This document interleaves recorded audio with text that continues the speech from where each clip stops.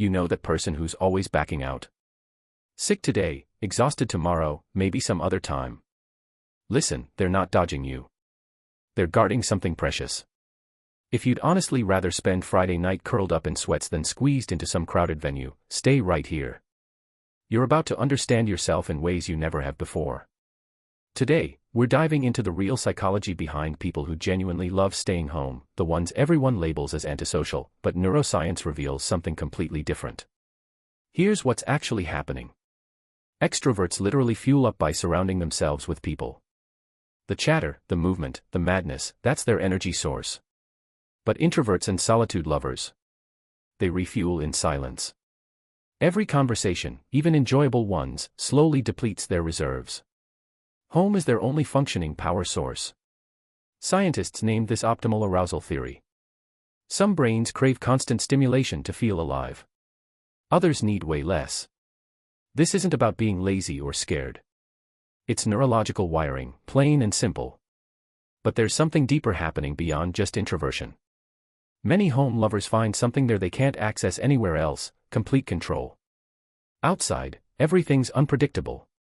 Strangers invading your space, plans shifting randomly, forced conversations with people who couldn't care less about your actual response.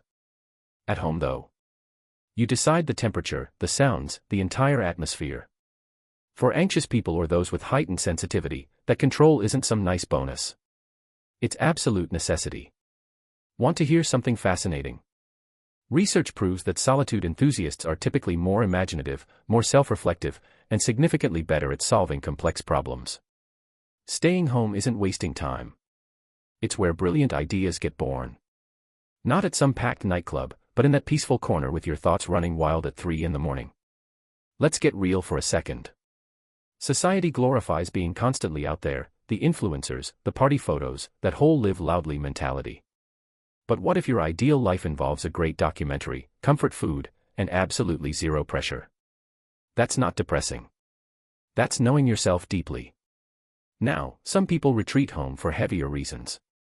Crippling social anxiety, unhealed trauma, depression quietly suggesting nothing matters anyway. For them, home transforms into both sanctuary and prison. So ask yourself honestly, does staying home energize you or does leaving just feel impossibly overwhelming? Because one represents genuine peace, the other is escape. But for true home lovers, they're not missing anything. They're simply existing differently. They discover magic in tiny moments, that perfect morning coffee ritual, their claimed couch spot, how afternoon sunlight floods through the window, details most people race past without noticing.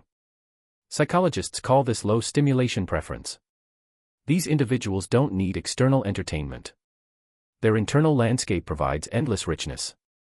So if you decline invitations without feeling guilty, if solo Saturdays genuinely satisfy you, if rewatching familiar shows beats creating new memories, you're not damaged. You're built for substance over spectacle, for calm over constant performance. Tell me honestly, are you team staying home, or do you think we're all just justifying avoidance? Drop your thoughts below because this conversation matters more than you realize.